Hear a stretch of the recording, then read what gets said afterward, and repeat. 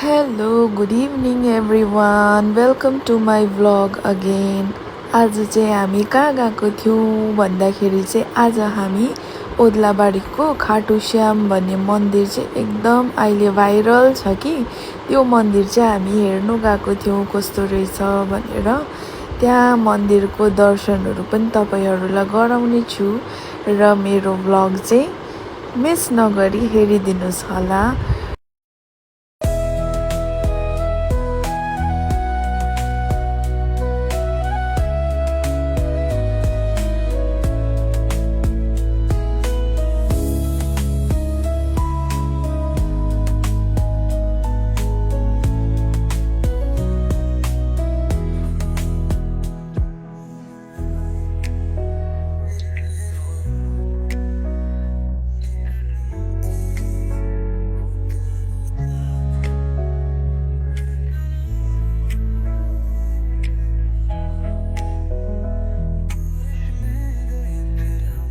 र हामी अहिले चाहिँ आइपुग्यौँ बाघपुल ब्रिज, जुन चाहिँ मुनिनिर चाहिँ टिस्टा खोला बगिरहेको छ हैन।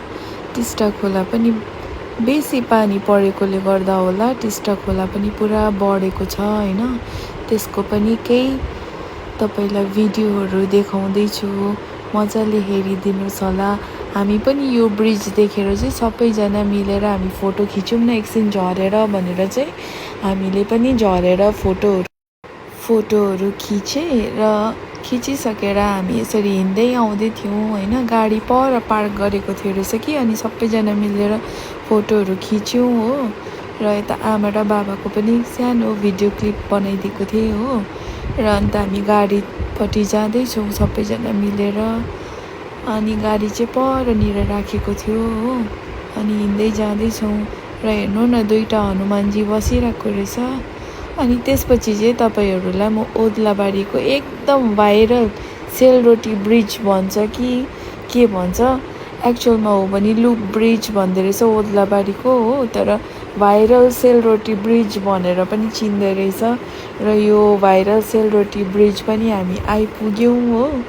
अनि माथि गएर चाहिँ कस्तो देख्छ भनेर तपाईहरुलाई पनि देखाउँदैछु भिडियो, र भिडियो हेरेर तपाईहरु पनि इन्जोय गर्नुस्। यहाँको एकदम फेमस सेलरोटी ब्रिज चाहिँ कस्तो रहेछ भनेर चाहिँ तपाईहरुलाई पनि देखाउँदैछु। र यहाँ हामी हेर्नुस् न एकदम स्टाइल पारी भिडियोहरू गर्दै थियौँ हो। त्यसपछि चाहिँ हामीले चिसो भएर चाहिँ कफीहरू पिए सबैजना मिलेर हो। र अब आयो खाटु श्यामको मन्दिर चाहिँ यही नै हो हैन। यस्तो रहेछ खाटु श्यामको मन्दिर चाहिँ एकदम दामी बनाएको। भित्रको इन्टेरियर भन्नुहुन्छ भने यस्तो दामी पाराले इन्टेरियरहरू कस्तो मजाले बनाएको रहेछ भने त्यसको त्यो साइनिङहरू हो, त्यो भगवानको नक्साहरू खोपेकोहरू चाहिँ यस्तो मजाले बनाएको रहेछ कि शिव भगवानको, विष्णु भगवानको, कृष्ण भगवानको, कतिवटा भगवानको चाहिँ बनाएको रहेछ हो त्यहाँ। त्यसको इन्टेरियर चाहिँ मलाई दामी लागेर मैले पनि अन्त भिडियो गरेर तपाईहरुलाई पनि देखाइदिन्छु भनेर यस्तो भिडियोहरू गरेको थियो हैन। अन्त भिडियो तपाईहरुलाई के कस्तो लाग्छ हेरिदिनुस् होला। र यहाँ चाहिँ अब खाटु श्यामको दर्शन गराउँछ हो। यहाँ चाहिँ आरती हुनु आँटेको थियो रहेछ, त्यही भएर पर्दा बन्द गरेको थियो। र आरती भइसक्यो भने चाहिँ पर्दा खोलिदिँदो रहेछ हैन। भगवानलाई भोग लगाउने बेला भएको थियो रहेछ। र उहाँ हुनुहुन्छ खाटु श्यामजी हो। त्यसपछि चाहिँ पूजा गरिसकेर मैले फोटो पनि खिचेँ यसरी। अनि हामी फर्किँदा चिया कमान बारी रहेछ।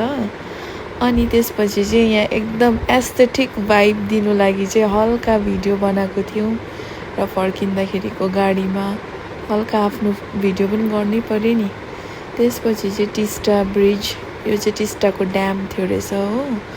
अनि आइपुग्यौँ हामी गाजलडुबा भन्ने ठाउँमा। अनि त्यसको चाहिँ यो बाटो रहेछ, त्यो ब्रिज जाने बाटो रहेछ कि। अनि त्यो ब्रिज पनि एकदम फेमस, मान्छेहरूले फेमस बनाइसकेको यो ब्रिजलाई पनि।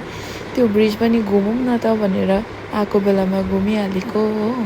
अनि यो गाजलडुबाको ब्रिज चाहिँ यो एकदम फेमस छ। अनि यो ब्रिज पनि हामी घुम्यौँ। त्यसपछि हामी लाग्यौँ पार्कपट्टि।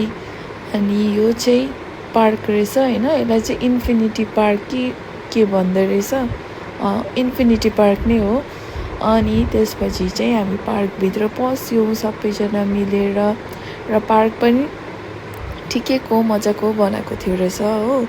अनि पार्कमा हामी सबैजना मिलेर जाँदै थियौँ, के डाइनोसर, गोरिला के बनाएको रहेछ भित्र।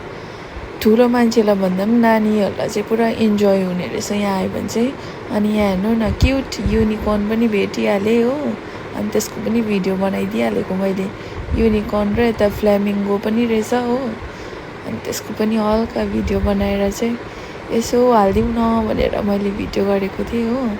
अनि भित्र नानीहरू खेल्ने वाटर पार्क पनि रहेछ। अनि त्यसपछि के गर्ने, एडभेन्चर गरौँ न हामी पनि भनेर म र बहिनीले एडभेन्चर गर्ने भनेर ट्राई गरेको। बुई नभन्नुहोस्, डर लागेर झन्डै मरिन। कसरी चाहिँ पार गर्नु, कसरी चाहिँ खेल्नु भएर झन्डै मैले त अलिअलि भए पनि गरेँ, बहिनी त डराएर गर्नै सकेन हो। र भए पनि उसले पनि 1-2वटा स्टेप त पार गर्यो। अनि त्यसपछि चाहिँ गलेर हत्तु भई। अनि यो चाहिँ हामी घर फर्केको बेला। So thank you for watching.